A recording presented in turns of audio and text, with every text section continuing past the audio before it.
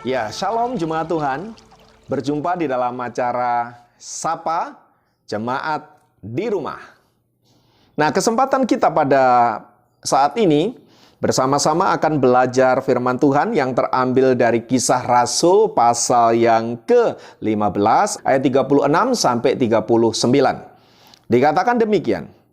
Tetapi beberapa waktu kemudian berkatalah Paulus kepada Barnabas, "Baiklah, kita kembali kepada saudara-saudara kita di setiap kota di mana kita telah memberitakan firman Tuhan untuk melihat bagaimana keadaan mereka." Barnabas ingin membawa juga Yohanes yang disebut Markus. Tetapi Paulus dengan tegas berkata bahwa tidak baik membawa serta orang yang telah meninggalkan mereka di familia dan tidak mau turut bekerja bersama-sama dengan mereka. Hal itu menimbulkan perselisihan yang tajam sehingga mereka berpisah dan Barnabas membawa Markus juga sertanya berlayar ke Siprus. Saudaraku, baik Paulus maupun Barnabas adalah para rasul yang dipakai oleh Tuhan secara luar biasa. Dalam perjalanan pelayanan mereka di Antioquia secara khusus, mereka melibatkan seorang anak muda yang bernama Markus. Dalam perjalanannya, Markus ini saya tidak tahu persis karena memang Alkitab tidak menceritakan secara detail mengapa dia meninggalkan Paulus dan Barnabas di Antioquia dan pergi ke Yerusalem begitu saja. Hal itu tentu mengakibatkan kekecewaan yang dalam di dalam diri Paulus.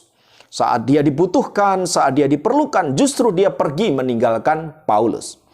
Nah, dalam perjalanan pelayanan berikutnya, Barnabas ingin membawa Yohanes Markus. Dan hal itu tentu tidak menyenangkan hati Paulus. Akhirnya terlibatlah konflik antara Barnabas dan Paulus mengenai Markus ini. Nah, bagaimana sikap Markus dalam hal ini? Saudara sekalian, di dalam kehidupan kita seringkali mendapati fakta bahwa kita gagal mengiring Tuhan. Betul?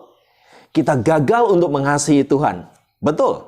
Dan kita gagal untuk melakukan apa yang Tuhan mau. Dan mari kita akui bahwa itulah faktanya.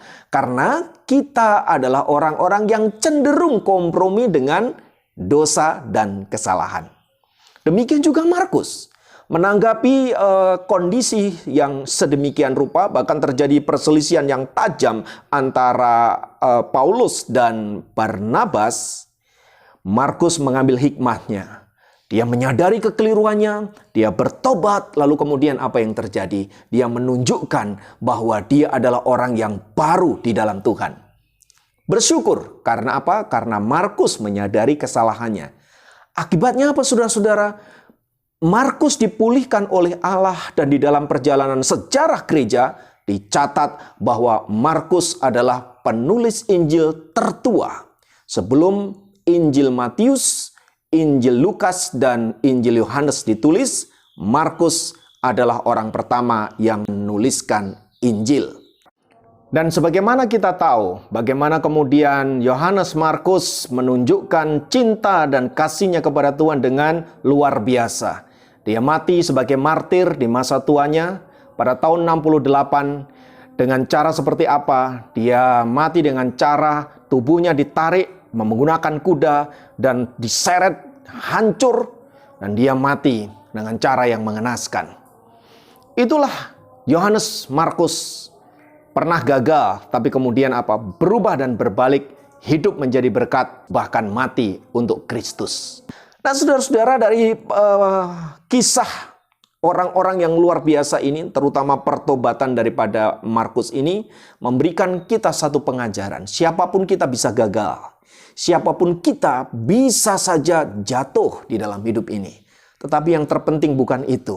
Karena apa? Karena yang terpenting adalah apakah Anda mau bangkit dan memulainya dengan lebih hebat lagi, lebih dahsyat lagi bersama dengan Tuhan.